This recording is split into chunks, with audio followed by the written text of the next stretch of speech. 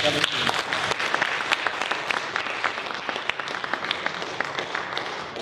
with a ram's horn, that's kind of like a police whistle or an umpire's whistle, a referee. The Ayin has to do with calling the judgment. So rather than blowing a police whistle, I'll give another.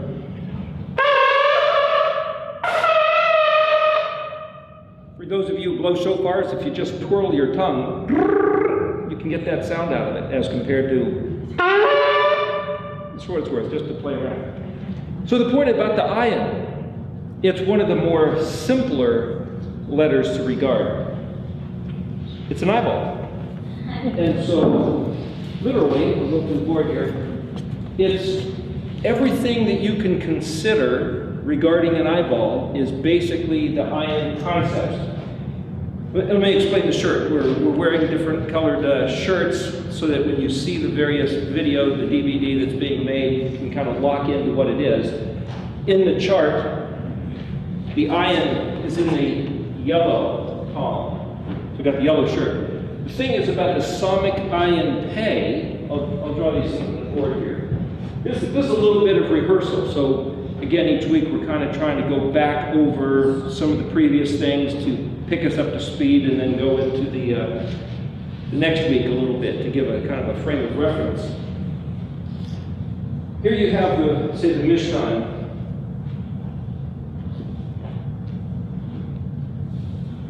Big white fence.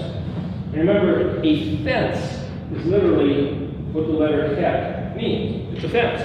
So here in the Mishkan, you got the big white fence. And on the big white fence, there was this four-colored embroidery door. 20-something times in the book of Leviticus, every time it mentions the embroidery in the Mishkan or the priest's garments, it always is the same sequence. It's blue, purple, red, and then it says it's on white linen, but then it also says there was some gold threads. So you say, well, what are the four colors? You can think of it as blue, purple, red, white. So in some of the drawings that we've done, there's blue, purple, red, white, which is why in the chart here we've got this Mishkan pattern broken down into blue, purple, red, white, and a little bit of gold, the gold threads. Technically, whether or not there was white mixed in with the embroidery doesn't necessarily say that. It might have just been blue, purple, and red embroidery, but it was on the white linen. So again, as an artist, you can kind of play around a little bit with that there. You could add white threads or not, or have a white field background. But when I was looking at these colors and trying to think, well, what do they mean? I thought, is there significance to the color pattern? And as we said before, I won't go into it too much, but blue keys to the yod, because it's like the blue ZZ threads. You're supposed to remember that he's the creator and he gets to make the rules, and there's a sapphire pavement of brickwork on the throne room floor that Moshe and the 70 elders saw when they went up to Mount Sinai, and sapphire is generally regarded as blue. Purple lines up with hay. This is the Eriktology version of what these letters mean, because purple is like royal decrees, the king's words. And so hay is the expression of the yod in this sequence. Now hay normally follows a dalet. So hay is not necessarily the expression of the dalet if you're looking at the alphabetic sequence, but I'm just trying to appropriate letters to the colors. So you could say, well, Torah is the creator's expression, so that's kind of like blue and purple is the creator of heaven and earth. He revealed himself in creation, and then he revealed himself in his Torah. It's like, oh, well, could these four letters, Yod, Hey, Vav, and Hey, be a sequence of his revelations of himself? You go to Vav, lining up with red, and the word red is literally Adam, right? Adamah would be red earth. Dalet Mem is blood. Dalet is vapor. So you could say, well, gee, Adam, man, is literally, you might say, vapor of blood, and vapor is basically like a mist or a gas. It's almost like breath. So man is breath and blood is one way to say that. And so he revealed himself as man. Well, that would be the second one, the Mashiach, right? That's who he... So people who say, well, the Almighty would never do such a crazy thing. Well, he can do anything he wants. So he could, He could figure out a way to do it, that's another argument, but my point is to see it in these colors. Then you have white leaf, another hay, and one thing that Yeshua said, the Vav man, he said, I'm going to go away, but I'm going to leave you the Comforter, otherwise known as the Ruach HaKodesh, who will lead you into the truth and lead you to remember everything I say. What did he say? And here you have a picture of a Vav with a hay on this side and a hay on that side. And it's almost like a menorah where you have the center, the servant, and you've got these 3 lines coming out here and these 3 lines coming out there, which is a picture of the psalmic, which is why we have the psalmic with the menorah. And it's basically like wings. And it's basically, he came proclaiming the words of the Torah incarnate. And he told us to do the exact same thing that he was doing. So whatever he said to do is what he was being told to do and manifesting as the human incarnation of the instructions of the Torah. So the pattern in the code, remember all this is about recognizing patterns. The ayin has to do with seeing and understanding and comprehending. And so what do you see? I'm suggesting that the ayin is all about seeing the patterns. And there's different patterns that overlay each other. Similar to the concept in Ezekiel where he saw a wheel within a wheel. So I'm just trying to show you one of the patterns here as kind of a recap. And so the idea is that the Vav man who came as the embodiment, he says, I only do what I see my Father doing, and I only say what I hear him saying. So he was all about the expression of the Yod. So the Vav expression of the Yod told us to do the same thing he was told to do. So what we look like is the same thing as what he should have looked like. So the hay, or white linen, the second hay, otherwise known as white linen, the righteous works of the saints. What is righteous works? Doing what the Torah says. Should be black and white. You should be either on target or not. The referee, there's no gray area. The referee can't make a call and say, well, you know, it kind of was sort of, it's like, no, you have to make the call right now. What is it? In or out? Safe or foul? Draw the line, where is it? And so then you say, well, what measure does the referee use? That gets into a little bit more. The point about this is, the blue, purple, red, and white being the righteous works of the saints, you can look at this big white linen fence, and it's all about the expression of the kingdom in terms of righteousness. No other matter. That's the big white fence. Righteousness in action. Righteousness manifested, not just theory. You could say, well, hey, the royal commands. Those are kind of like theory. They're theory until they're put into practice. So we went back when we were talking about the letters Kaf and Lamed, suggesting that that was the Torah, suggesting that that was the equivalent of the letter Hey. So again, there's patterns. So those are the 2 purple ones here. And so the idea was the Kaf, which is like an open hand, or like this, lines of instruction, like lines in a book. The Kaf would be the Torah instructions, like the Constitution, or like a code of law. But how do you do it? What's it mean? And so the Lamed, which is actually means, the word Lamed means teach and learn. It's here, it's spelled, here's another pattern within the pattern. Lamed means unto. Mem Dalet is where we get the word mode, or model, or how something is made, or you could even say medallion, which is the word you get for doing what you were supposed to do. And if you notice, this word model has 3 phonetics, L, M, and D, similar to that. A little bit of a side note here, but this book, if anybody wants to see it, I've mentioned before, by Isaac Moses in The Origin of Speeches. He talks about how the English words, every language actually spins out from the original Hebrew, just such a way as this. Sometimes the letters are inverted from the same word. It's also where we get the word something tailor-made, which means it's fit or to conform to the image. And so the whole idea is that you learn by repetition. rehearsal over and over and over. And again, it's one of the reasons why I'm trying to go over this here.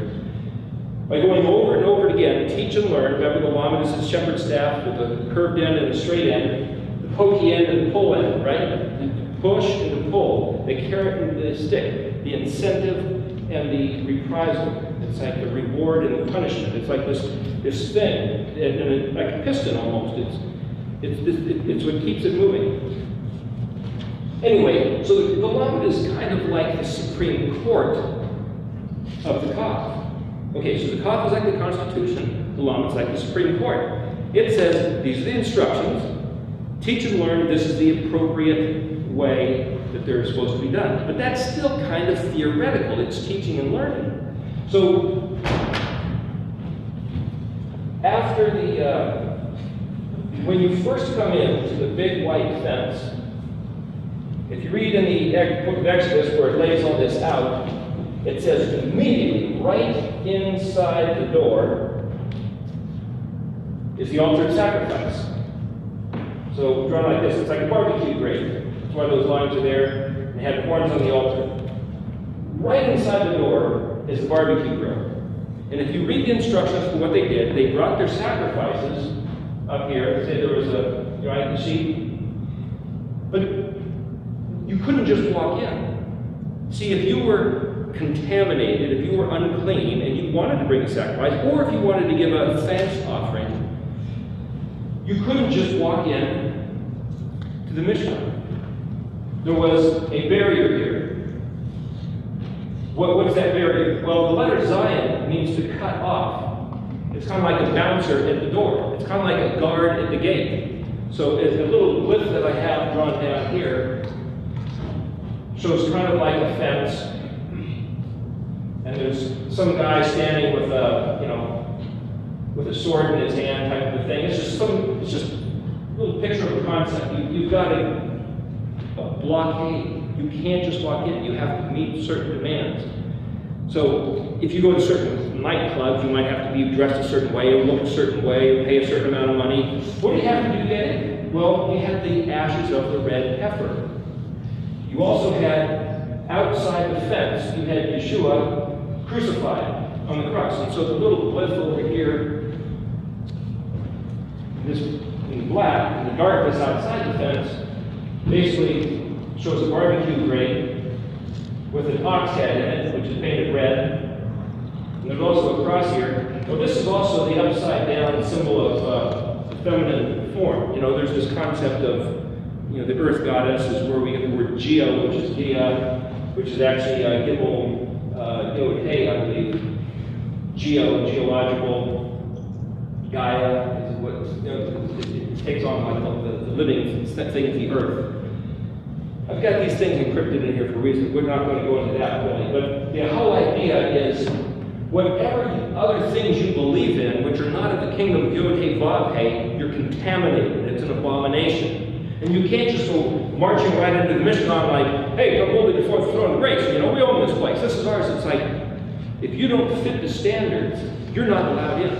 The standards are, you need to be cleansed by the ashes of the red heifer, or considered cleansed by the blood of Yeshua, because of our willing waywardness going after false deities, whether they're nature deities, or whether they are like the Egyptians had the bull, they also had a ram and various other things, but whatever powerful deities you had been trusting in, you got to turn them upside down and put them on the altar, burn them up. So that's one picture. The other picture is they would put together red heifer, turn it to ash, mix the ash with water, and the priest then would put it on the people to cleanse them so they could come into the Mishkan. Once you come in, that's where it lines up with, like, this lines up with Pesach. Out here in the darkness, you come in, this lines up with the Chag HaMatzot, the festival of unleavened bread, separating leaven from leaven. This is where you learn the protocols of the kingdom, from inside, not outside. You don't have to learn the ways of the kingdom on the outside in order to get in. All you have to do, away from the deities, the false Elohim, those things which were of death, that were not real, be willing to turn to Yod-Hey, Vav-Hey. Again, it's blue, purple, red, and white means Yod-Hey, Vav-Hey in colors. His name is right on the door, blue, purple, red, white. you come to Yod He Vav He when you come to the Mishkan. There's no other deity. There's no question of who this is. The message is in the color. The message is in the form. You come in here and Kaf Lamed, you learn the instructions of the kingdom. Then it said there was a covered place. But halfway between the altar of sacrifice and the covered place, there was a laver, which we say lines up with Mem Nun. It lines up with counting Shavuot. So Mem is like being birthed, it's that which is hidden, and Nun is that which jumps out of the 50th day. Kaf and Lamed happens to equals 20, 30. The letter Yod happens to be a 10. Mem is 40. Nun is 50. Then you have Samik, Ayin, Pei. So you have Samik, Ayin, Pei. It lines up with the menorah, the table of showbread, and the altar of incense. Then there was a veil, and where the Zadi is, it lines up with the Ark of the Covenant. It's called the Holy of Holies. In Hebrew, it's Kadosh Kodashim. So inside this covered place is called the Kadosh place, where we get the word holy. But we don't use the word holy around here, simply because one of the names of the goddesses of India is named Holy. And holy is not a Hebrew word, so there's no point in using it. So as to not invoke other deities by mistake. We're simply calling it the Kadosh place because that's what the scriptures call it. And we're trying to learn Hebrew, so we're calling it the Kadosh place. So the reason why I'm going to wear this black shirt over this is because these four letters inside the Kadosh place are the covered place. So for these four letters, last week we did the Samik, Ayin, Pei, Zadi. I'm going to wear this black jacket. On the back says the Orla, Yahweh, as we talked last week, means mighty unto Yahweh, or man of Yahweh. What does it mean to be a man of Yahweh? According to this pattern, you learn the instructions, and then you develop, and you nurture, and you bring forth that which is birthed from learning the instructions. And once that thing is birthed, noon, once the thing is, the baby is noon from the mem is like a womb, and once that which you are learning noons out of the mem, you are given a place in the kingdom of responsibility, of opportunity, of situation to apply what you've been learning. So Samik lines up with, as we talked about with menorah, and we looked at a few different places where a menorah was talked about in the scripture. In the book of Revelation, where the Apostle John, Yohanan, sees the return of the Aleph Tav, the return of the Mashiach. He sees that he's holding 7 stars, which were a mystery, which we talked about, in his hand. And it says he walked amongst the candlesticks. You could say, well, they're menorahs. Literally, the word menorah, for what it's worth, is Mem, Nun, Vav, Resh, Hey. So if you know something now, we're going to show how you can diagnose, is the menorah a special candlestick? Is it a special shape? Let's look at the spelling of the word. We haven't done the letter Resh yet, but the word Vav Resh is pronounced Or. It means light. The way that you spell the word light in the very first of Bereshit, Genesis chapter 1, he says, Yehi Or, Vayehi Or. Let there be light, and there was light. The way you spell the word Or is Aleph, Vav, Resh. But Aleph is a silent letter, so it's pronounced Or. The word Torah is Tav, Vav, Resh, Hey. So the Hey at the end has an Ah sound. Again, the Tav sounds like a T, and there's the word Or. Ora. Mem, Nun, Or, Ah. Remember the letter Hey at the end is the feminine suffix.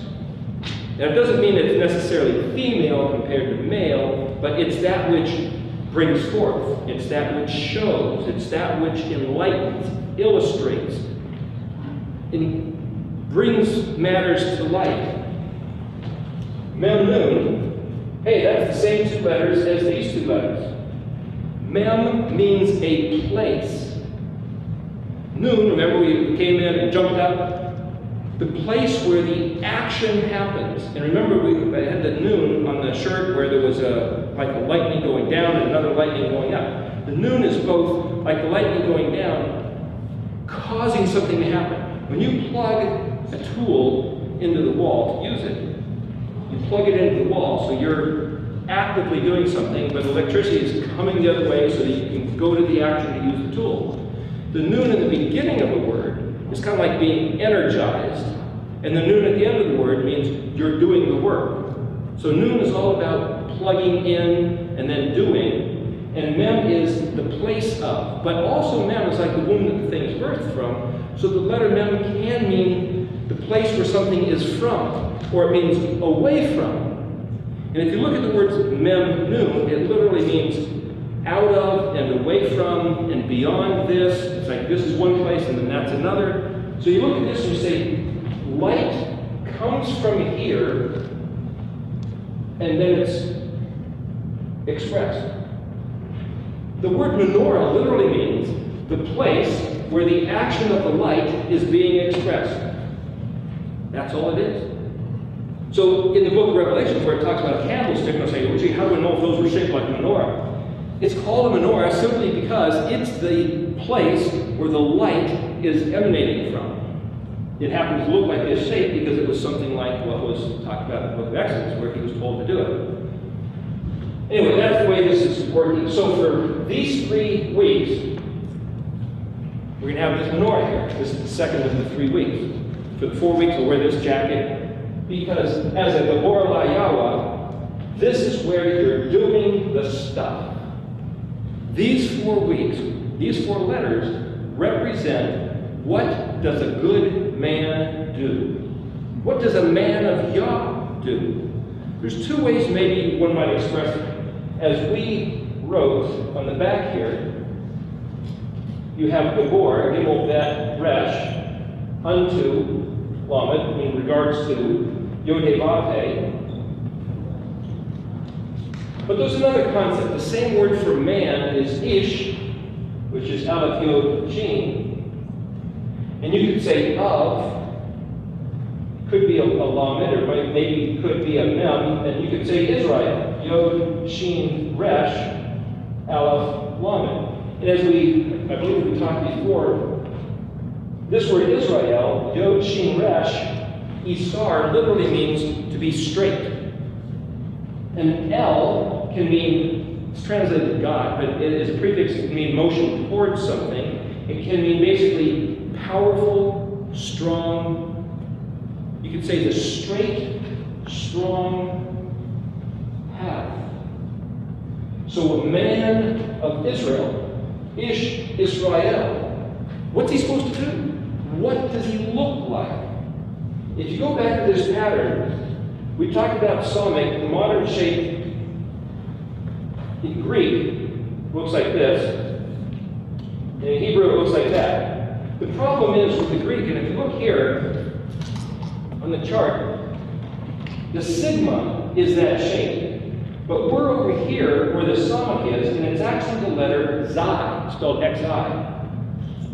But it's shaped like the sigma. See, the Greek language has shuffled a few things. They're not completely compatible. And so when the Hebrew changed to Phoenician, changed to Greek, changed to Latin, changed to English, you're spinning out. The only way to go back to what's really going on is to go back to Hebrew. One other thing to point out about this letter Ayin, the ancient way to shape the letter sometimes was just a circle. Why? If you're carving on a piece of wood or carving on a piece of stone, you may or may not have, depending on the size, be able to put the dot in the middle. And you may or may not be able to draw something that looks like that. It's still an eye. It represents an eyeball. But on the back of Lou White's book, now when I first got into learning about these things, Lou White's book was tremendous. It's like an encyclopedia. It's called Fossilized Customs. And in it, he writes out where did the names of the days of the week come from, the names of the months, the different festivals, who had what to do with monkeying around with the Sabbath day, and all kinds of stuff. And on the very back of his book, he has a list of the alphabetic letters in Greek and written in English in the meaning in Paleo. He made one mistake though, and I don't know where he got his information, but he said that this letter Ayin lined up with the Greek omega. Omega? Well, that's kind of the same shape. But it's like, well, no, it's shaped a little different. You see, the Greek omega is shaped like this. You can say, well, that's no big deal. It's almost a circle. The problem is, the omega, in the book of Revelation, it says, I'm the Alpha and Omega, the beginning and the end. Well, the Ayin is somewhere in the middle. It's not the omega, it's not the last letter. That would be the Aleph and the Tav in Hebrew. And if you look on this chart, you'll see letters lined up with the Aleph through Tav here, but then there's an extra Epsilon, Phi, Chi, Psi, and Omega. There's an extra 5 letters that the Greek alphabet added. Like in English, there's 27, right? And here there's only 22. Omega is the last letter. The problem is, it really lines up with Omicron. Omicron in Greek. Blue White Book is wrong on the back cover. It's not Omega. When I was first looking at that, I thought, what's it trying to say? I was trying to see if there was some kind of a message that could be determined, or some sort of scrambling that was going on by shifting the letters around. One other, for what it's worth, interesting thing in Greek, just to explain what's on the chart here. On the letter Vav, it says lost number C, 6. Sequence alters digamma, which is a ruling principle. That's in Greek. So then I have a note that zeta, 6 equals 7, 7 equals 8, 8 equals 9, 9 equals 10, and then capital R just back to 20. It's like, what does that mean? In ancient Greek, there used to be another letter called digamma. And it actually ends up being where the Hebrew letter Vav was. It's the 6th letter. But somehow they lost that letter. They stopped using it. It's kind of like Yeshua's the letter Vav, the Messiah, right? Oh, let's just do away with some people disregard it.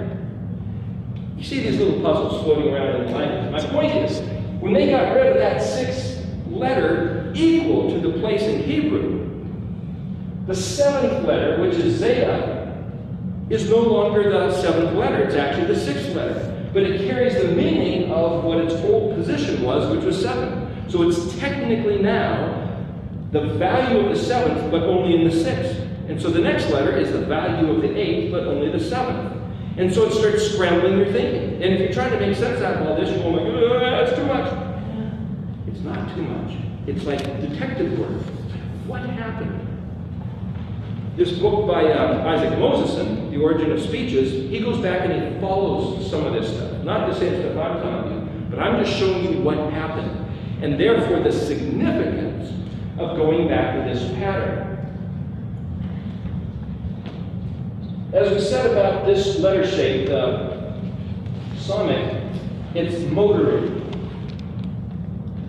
And I mentioned about how the motoring had something to do with an inclined plane and a screw. The threads on a screw bolt. There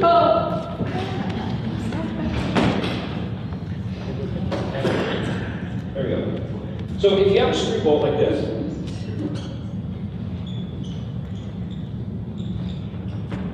and you put a nut on it and try to turn it down. Why I mentioned about the inclined plane? There's another word which we'll get to later on, hopefully, which is the word shafah, which is word for lip, language, tongue, to smooth, make something plain, or like a windswept hill. The thing about an inclined plane, if you want to get a vertical elevation and it's too high, the farther out you stretch the horizontal and you make an inclined plane out of it, all you do is you push something laterally. Especially if you've got a wheel, it can roll uphill, and that's how you get vertical elevation, with a lateral force, simple physics. So I was talking to a friend earlier in the week, and one might think, it's like, okay, for a few years now, we've been trying to regard the Sabbath day and the festivals, and it's like, is this so much drudgery? Is this just so much legalism? Is this just some blah, blah, blah, another thing to distract us? What are we really doing? What does it really accomplish? You can have bolts which are coarse thread and some which are fine thread. The finer the thread, the more times you have to turn it around in order to get any elevation, but the easier it is to do. If you're going to crank down on lug nut on the wheel, if it has flying threads, you can get a lot more pressure to hold that thing on there as it tightens up. The point is, there's a verse, I've got it written down, we'll talk about where it is later if we want to look it up, but Yahweh says, I told you that in quietness and rest is your strength. Look at this Isaiah 28. But you would not. You said, no, we will run on fast horses. He says, very well, you will run on fast horses. But I'm going to give your enemies faster horses. Not a good scene. The point is, if we want to elevate our standing, elevate our position in the kingdom, and I'm not saying our position, I'm just saying if we want to lift up and exalt the kingdom, if we're going to exalt Yahweh's name, what is the mechanism of doing it? What great thing can we do to raise him up? The reason for this noon psalmic, somebody asked about that the other week. The word spelled noon psalmic, and that's this letter noon, and this letter psalmic. Noon psalmic. The word is pronounced nas. If you write noon vav psalmic, it means to lift something up. To lift up something that's lifted up to carry it, you might say. It's very similar to noon sheen aleph. Remember that there's two letters that have an S sound, like the tav and the tet both have a T sound, and the vav and the bet both have a V sound. The sheen and the psalmic both have an S sound. Well, this is pronounced like with an N, S, and an A, which is NASA. And interestingly enough, this is the National Aeronautics and Space Agency. What do? They pick things up and they carry them into outer space, right? It's to lift something up and carry it to transport it. Interestingly enough, that's exactly what the word noon sheen aleph means, and it's pronounced NASA. So did our people do that by accident? Did somebody know something? It's Hebrew. NASA is Hebrew. Well, noon vav psalmic is the same basic meaning, is to pick something up. And if you look at something that ends with a psalmic, it means a moth. If you look at the dictionary, it's like, why a moth? See, if you don't know how to put these things together, you'll just try, okay, just memorize the psalmic means a moth. Moths flutter the wings. A flag which is flying is fluttering. But here's another interesting connection. If you look at the word for flag, it won't really be noon psalmic. That's a banner that's lifted up, and the word flag is dalet gimel nun, Dagon. That's like the name of the fish god of the Philistines, Dagon. The word dalet gimel is a fish. What does a fish do with its fins and its tail? It wiggles them back and forth.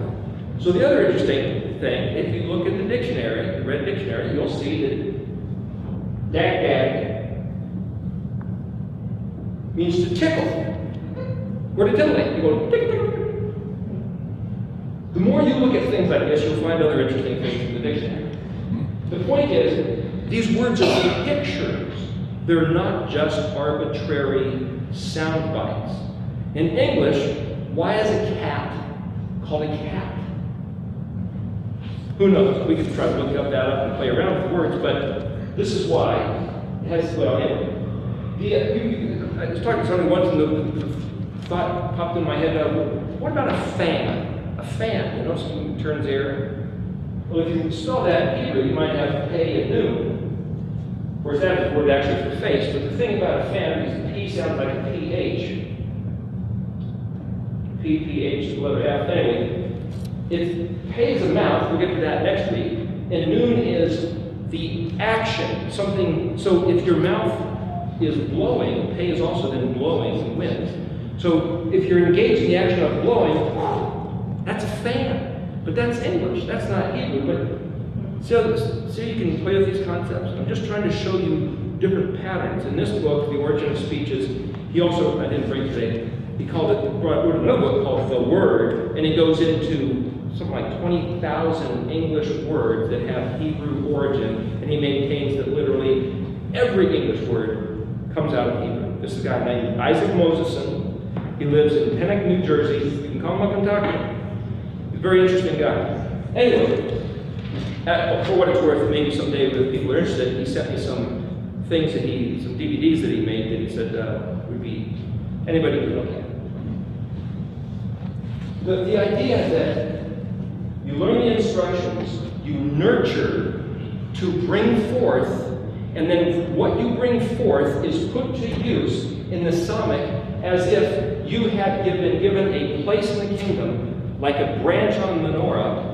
And we talked about principalities, jurisdictions, 12 tribes of Israel. Yahweh said there would be 12 princes from Ishmael. We've got the 12 constellations. 12 is that letter Lamed, 12th letter, which is a place of authority, government. So you have these themes in these various different letters. And then you see, like what James is talking about sometimes with the gematria, you appropriate things to the numbers and you watch how they overlap. That's part of the study of doing this. So if you are in the kingdom as an Ish Israel, a man of Israel, or Gabor La Yahweh, what will you be doing? Those are the matters that are in Psalmic Ayin Hey. And the ideal, the model of what's set in front of us that we're aiming for, the objective, the hope set before you, you might say, is represented by this letter Zadi. So in the song, which we'll sing later, we haven't sung for a few weeks, we say, Zadi stands alone, though all Israel shall become. The reason for that phrase is that the only thing in the Kadosh Kodashim is the Ark of the Covenant, all by itself.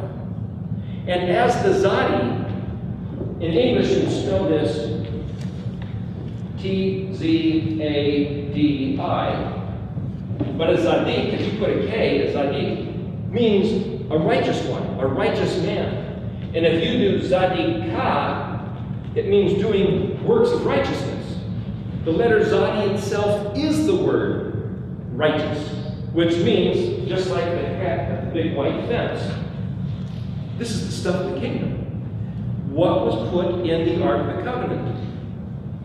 The 10 commandments, the 10 Devarim, actually, 10 words, written on the tables of stone by the finger of Elohim.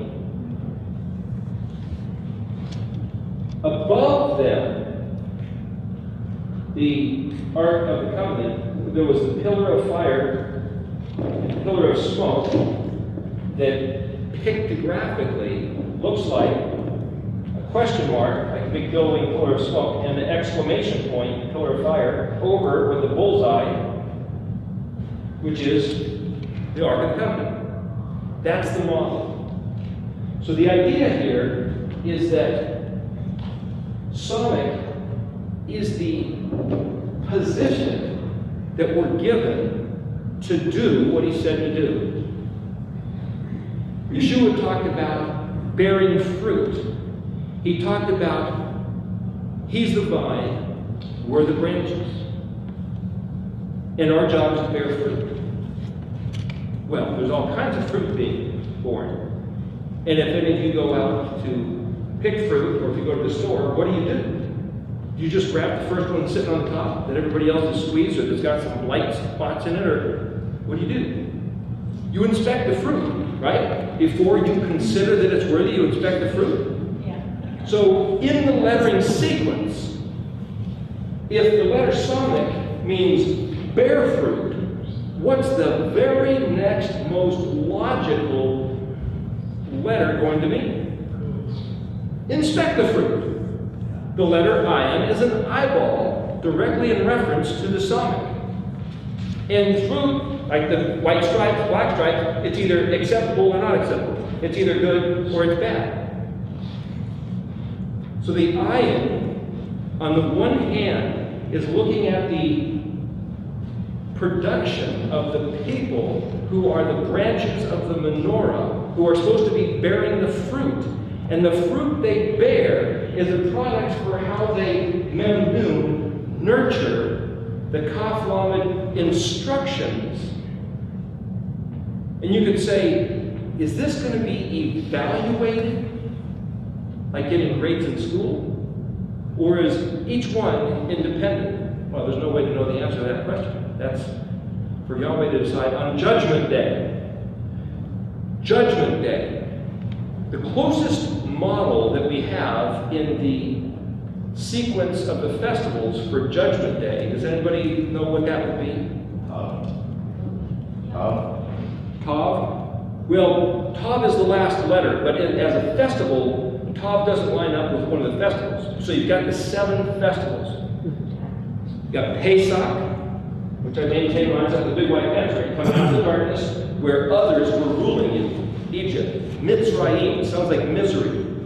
The word Zadi Resh, Tsar, like Caesar, Kaiser, the Tsar of Russia, literally means rocks of oppression, like between a rock and a hard place, literally what Tsar means.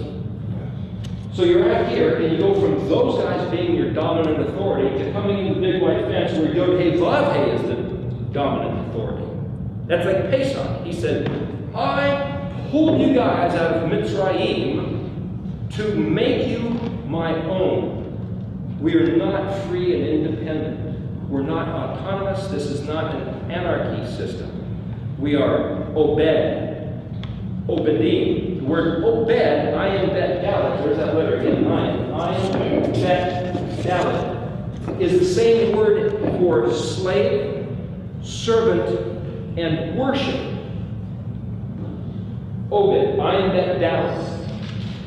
Now, take the simple idea that Ayin is an eyeball, which means that the one that you look to, or the one that you look at, or the one that you regard. The letter Bet Dalet, we would pronounce it maybe bad. I believe the first place where this shows up is it says it wasn't Tov. That's spelled Tet, Vav, Bet. That's where we get the word good. You can say Tet, we already talked about that letter, it's a full basket. Bet is a house. You would say, well, gee, that's a full basket of a house. You might say the letter Tov, meaning good, literally is like a full house. Everything just filled up the way it's supposed to be.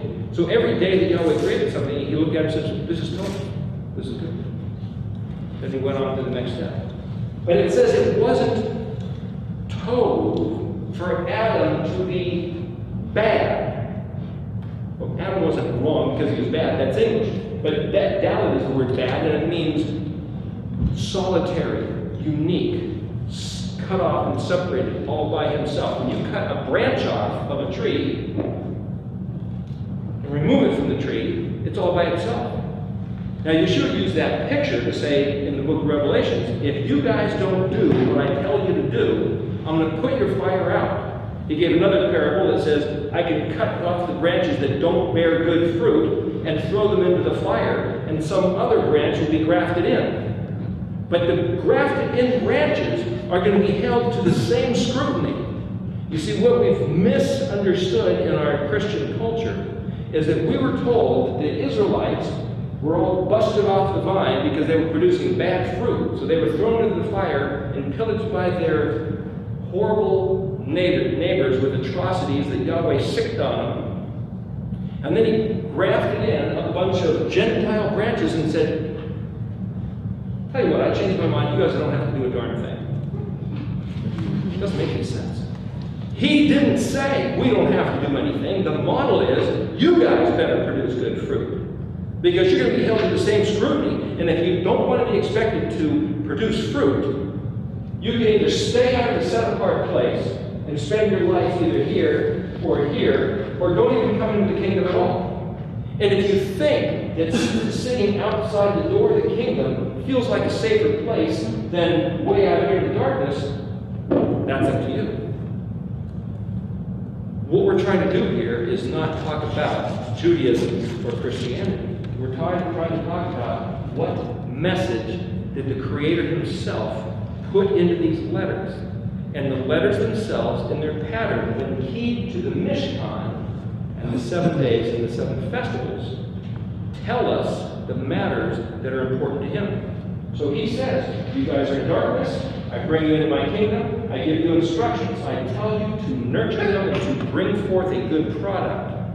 And with what you bring forth, you will then be entrusted as one of the branches of the menorah to stand and deliver, to be steadfast, to be stalwart concerning his matters, as an Ish Israel, as a Gabor Layawa. And we will be held accountable, individually, if not corporately, for the day of scrutiny and judgment. So if this is Pesach, and this is Hag HaMatzot, the unleavened bread, and this is Shavuot, counting 49 days, birthing the 50th, the menorah, Samik, lines up with Yom Teruah. So last week we blew all the trumpets. The very next festival in sequence is Yom Kippur. Yom Kippur. The word Kippur means covering. Now it's spelled Kaf, Pei, Resh. Kaf is an open hand, and then Pei is a mouth, and Resh is an exalted man. We'll get into that later. The point is, covering atonement, which is to say, what if you bring forth bad fruit? What if you blow it? Are you stuck? If all of a sudden you planted a garden and you got the good soil, put the good nutrients, you give the good water, and somebody comes in the middle of the night and sprays some poison, some toxins, and you go, what? Now what do I do? Is all my labor for nothing? Or if you happen to make a mistake and say, hey, I thought I was putting in vitamin B12, and instead I was putting Roundup. Or maybe you just didn't know, or something happened. You see, the day of Yom Kippur was the day of the atoning sacrifice for the entire nation of Israel. And if you look through, I think it's Leviticus 15, there's a whole list of sins that could be covered, atoned for, actually forgiven for the sake of offering these sacrifices. Now, I remember being taught from some translations of New Testament writings of Paul that, well, it didn't really forgive those sins. That's why we need the blood of Yeshua to forgive us those sins. The blood of Jesus. The problem is, I read in the Old Testament, and it says very clearly, the sins would be forgiven and not remembered. Now, I'm not saying the blood of Yeshua doesn't account for anything. After all, if it wasn't for his blood, we have no right to even enter this place because we're all contaminated. And like the red heifer sacrifice, like the fact that the Vav in Zion is the letters outside the text, on account of him, we get the wonderful, incredible privilege and opportunity to come into the kingdom if we want to, on account of him. But to say that it's once you've come into the kingdom, once saved, always saved, and if it wasn't for him, none of your sins would be forgiven, it's like, I don't see that model. I see that Yahweh made provision for his people in the Old Testament on the day of Yom Kippur, that if they acknowledged their guilt that they were not aware of, they didn't sin on purpose. Those sins were forgiven on the day of Yom Kippur. And it says forgiven. And I'm not going to argue what that really means. It says forgiven, covered, atoned for. But if you'll notice in Leviticus, again, I believe it's 15, volitional sins, sins you do on purpose just because you think you can, because you think you have a carte blanche escape clause. Oh, I can sin, it doesn't matter, it's already been paid for. Yeah, Jesus paid for it. Those sins were not forgiven. Now you have to rethink the gospel that we've been taught and say, once I learn, when I come into the kingdom, are you telling me I can't sin on purpose and get away with it without something happening? What's going to happen? Well, that's up to the referee. I can't tell you what's going to happen, but I'll tell you I wouldn't want to be in those shoes. And if I thought that I could get away with some stuff because I was told some bad teaching, and now I find out nobody gets away with anything, I can look to this Ayin, Yom Kippur, Day of Judgment, and say, Yahweh, please forgive me. I had a wayward heart. I had a wayward thought. I had bad doctrine. I was taught some crazy stuff. I don't know why I did it. But please forgive me. And I can count on him forgiving me because that's his heart. He even says He does not desire the death of the wicked, but that the wicked would turn and find life. Now, I heard a guy talking on that. I don't watch very often, but I was watching a guy on TV the other day, and he had these prophetic words. And he was talking about how much God loved us, and how, well, why do you think I'm such a wicked guy? God was saying through him, I'm not a bad guy, I really love you, and I just want the best for you. Why do you think I'm such a wicked guy? And I'm thinking, the reason why is you read the Old Testament. We've talked about it. Read Deuteronomy 28. Read what's going to happen in Leviticus 26. Read Isaiah and Jeremiah and Ezekiel. And read a few other books in the Old Testament. And he sounds like, to call him wicked is to say he's like a little kitty cat. I mean, he's this ferocious tiger that'll just rip us to shreds and sick our enemies to rip us to shreds. Why? In his words, what he said was, we read in Zechariah chapter 4 last week. And the interesting thing here, you read it, it's talking about what look like menorah concepts. In fact, we talked about seeing a menorah. And all of a sudden it says, the eyes of Yahweh scan the whole earth. It seems out of context. Whenever you see something that sounds completely out of context, as I've said before, it's like tripping over something on the rug. You say, what is under there anyway? You have to go back and you have to translate it. When you see something that looks out of place, or if you look at a verse where numerous different translations of the English Bible all translated differently, and they sound very awkwardly stated, it's a clue that you can't render it in English. You got to go back and look at it in Hebrew, and there's something under there. But the idea that Yahweh's eyes scan the earth, what are they looking for? He says in numerous places, he's looking for someone with a heart to do his will, his desire. If your heart was to do his will and his desire, and you were taught a different doctrine, or maybe you were brought up in Hinduism, or Buddhism, or Islam, or Christianity, or Zoroastrianism, Buddhism, if you had a heart for doing his words, but you were not given the truth, I believe we have a chance to listen to the words of Yahweh and to come back to him and say, hey, I didn't do it on purpose, but please forgive me and put me on the straight path. And I believe his heart rejoices over the heart of one who wants to do his will. Yeshua, remember, said, go and preach the Basar, the gospel, the good news. What's the good news? It wasn't, I don't believe, just that there's a bunch of heathen pagans, people doing horrible things to everybody out there, and this is this completely different word. But it's the truth given to those whose hearts really want to know the truth. This is the real truth. And the people that will hear it are those who really want to do what he said. It was not volitional sin to rightly respond to erroneous doctrine. But all through Leviticus 6:15, it says, when you find out that you were wrong, bring your offering. Yahweh wants us to know, what? We were doing that? What? We were told about different festival days? We were told that Sunday was the authorized day and not the Shabbat? What? I didn't know that. Should I be condemned? I don't think it's a matter of condemnation. I think it's a matter of accuracy. And I think it's a matter of pleasing the heart of Yahweh.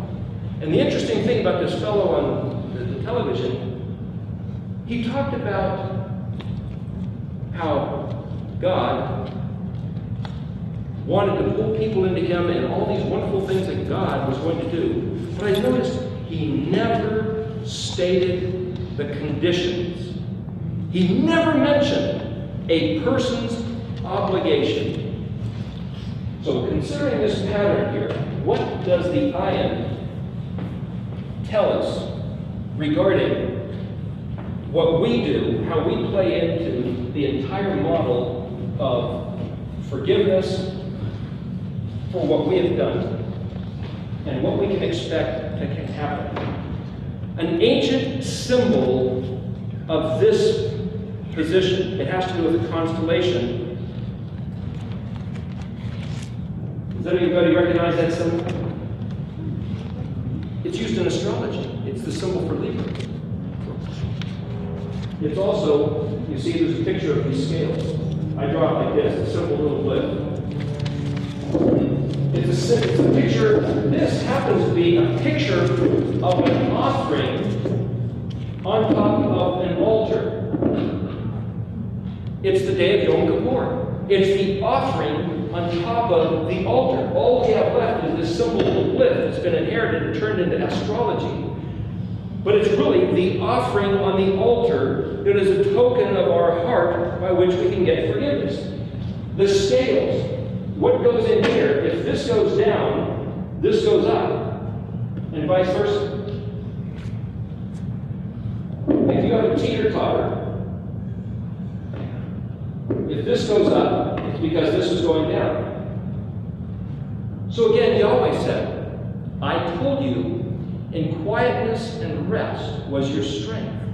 But you would not. You said, no, we're going to get up and jump in the backs of fast horses and run. That's how we're going to be saved. And Yahweh said, okay. Well, here's the interesting thing. If you want to be strengthened, sit down on the Shabbat. You want to exalt Yahweh's name and raise him up. Sit down on the Shabbat. Because if you get up and don't do what he said to do, everything else is coming down. Isn't it interesting that if he said, if you want to go vertical, I've made it real easy. Around and around, like the bolt, like the thread on a bolt. Real easy, around and around. Once a week you sit down on the seventh day. And then you keep the festivals. Around and around, the 7 festivals. Every year, just keep the festivals. And real easy. You don't have to be real smart. You don't have to be real strong. You don't have to be real rich. But if you just go around and around, every week, just do what I tell you to do. Just keep the Shabbat and festival. Just sit down and take a nap. The kingdom of Israel is elevated according to the Brit of Yahweh. The covenant of Yahweh to his people is that his eyes. There's a verse, I don't know if I can find it and get to this next talk or not. It's buried in my notes somewhere. Might get to it for the week of letter Kuf. Yahweh says his eyes are like on a certain target zone. Look, picture the letter Ayin and the summit. Here's a bullseye. Well, you could say, well, that's not a bullseye. The bullseye is in reference to other circles. And Yahweh says his eyes are scanning the whole earth. What are they looking for? He's looking for anybody who will step inside this zone right here. Because his eye is to say, that's like the glint of your eye, the pupil of your eye. And he says, anybody who touches anybody in that zone, they've got me to deal with. Now, does anybody want to be in Yahweh's bullseye, pupil of his eye zone? How do you do it? According to the scriptures, you sit down on the Shabbat and you regard his festivals. And you hold yourself to justice. Do the right thing as best as you can tell. You do justice. Give everybody a fair break. Do it right. And when your neighbor messes up, you forgive them, you have grace, you have mercy, you cut them some slack. That lines up with Samek, Ayin, and Micah 6:8. He's told you, O man, what is good and what Elohim requires of you. Samek, Ayin, do justly. Samek, you're given a position to stand and be the menorah, be the light in the meeting place, do the right thing. Do justly, love mercy. The Ayin has to do with loving mercy. And Yeshua said, with the measure you use, it'll be measured to you. Blessed are the merciful, for they will receive mercy. And then the pay, walk humbly with your Elohim. So the guy in pay. How do you walk humbly with your Elohim? You sit on the 7th day and regard his festivals, as you do justice and love mercy. We've just got a couple minutes left here in this meeting before the break, 3 minutes. The point is about this, is that people can be anywhere in the zone they want to be. Choose for yourself how close to the target zone you want to be. But if you're in Yahweh's target zone, he says something about his eye being on those. And this isn't a matter of like choose your favorite doctrine. It's not a matter of like, what can I get away with? It's like, do you want to be on the zone where Yahweh himself says, anybody that touches this has got a finger in my pupil, and I'll bite their finger off, or they've got me to deal with. I mean, this is the zone. The interesting thing about these ripples is that the menorah, shaped like this, if you invert another menorah shape over, you know, it will look like this. And it kind of looks like, here's like throwing a rock in a pool, and if you send out ripples. The interesting thing is that in Ezekiel 43, I believe it is, where it talks about this is the teaching concerning the top of the mountain in Jerusalem of the Temple Mount. Saviv, Saviv, Kadosh, Kodashim. And the occasion to go to Jerusalem, and we're sitting there staring at this verse and trying to think, what does this mean? Saviv, Saviv. It sounds like Aviv, which is when the barley is in the head ready to harvest. But this is spelled Samic, Bet, Yod, Bet. Saviv, Saviv. And it's translated, it means around and around. What goes around and around? And what this is all around the wall is most holy. But you sit there and you look at the wall, and it's built by Turks, Saracens, Ottomans, Crusaders, Romans, Greeks, Jebusites. There's maybe some Israelite stuff in there, but there's nothing kadosh about that mountaintop in Jerusalem. But what if it doesn't mean around and around? What does mean around and around? Something to do with samicking, motoring, around and around, around and around, like ripples. And what he's basically saying is kadosh kodashim. The word kadosh means the set apart, the sacred, the holy, the sanctified, the stuff he's said to do. And kodashim can mean a multiplication of, or a greatness of, or an increase in value or regard of. Is he telling us this is the teaching? He repeats it twice. This is the teaching concerning the things of the temple mountain in Jerusalem. Ripples. A pebble sends out ripples. What's a little pebble? A little pebble knocked down Goliath. A little pebble is going to knock down the statue of Nebuchadnezzar's vision in Daniel chapter 2. An Aleph, Bet, Nun, heaven, stone. A little pebble, dropping a pebble into a pond of water, and it starts sending out ripples. And those ripples don't stop. We'll get to this next time. We're just on the break here. But the word or, Aleph, Vav, Resh, is also, we get the word ora. In all, which has to do with light and sound, auricular. Light and sound are in ripples of waves. The menorah, the word corona, a halo, is also where we get coronet, which is the trumpets. These things are themes. The themes of being the light of the menorah, of your voice being like a trumpet, of doing what he said to do, sends out ripples. And he didn't make it hard, like a little screw fed. Fine threads, sit down on the Shabbat and keep the festivals. It'll send out ripples and change the world. He didn't make this too hard for us. And if we've blown it because we never kept the festival, we never kept the Shabbat, because we were told about Sunday, Christmas, Easter, and Halloween, all we have to do is keep the festivals and Shabbat. And thanks to the message of John before, there is an atoning covering that he's already put into provision that says, just change your heart. It'll tip the scales. Because with the measure you use, it'll be measured to you. And if you regard my things, I will regard your things. If you disregard my things, I won't even hear you. We determine what goes in the scale. And if we were told that we have nothing to do with the scale, then, oh, it's all up to Jesus. We've missed the truth of the message. It's all up to us what we do. Every single thing we do is going to come back on us. Plant a seed, you get a 30, 60, 100-fold, you get a crop. Your tire in your car goes through a puddle of paint. How many times is it going to track down the highway? Every single thing we do, if it's according to what Yahweh says, it'll bring forth a blessing. If it's not what he says, we bring a curse on our life, replicated, multiplied, who knows how many times. But we can say, please unplant that crop and show me the right thing to do. We'll get into other applications of the Ayin in a minute. We're up on the break.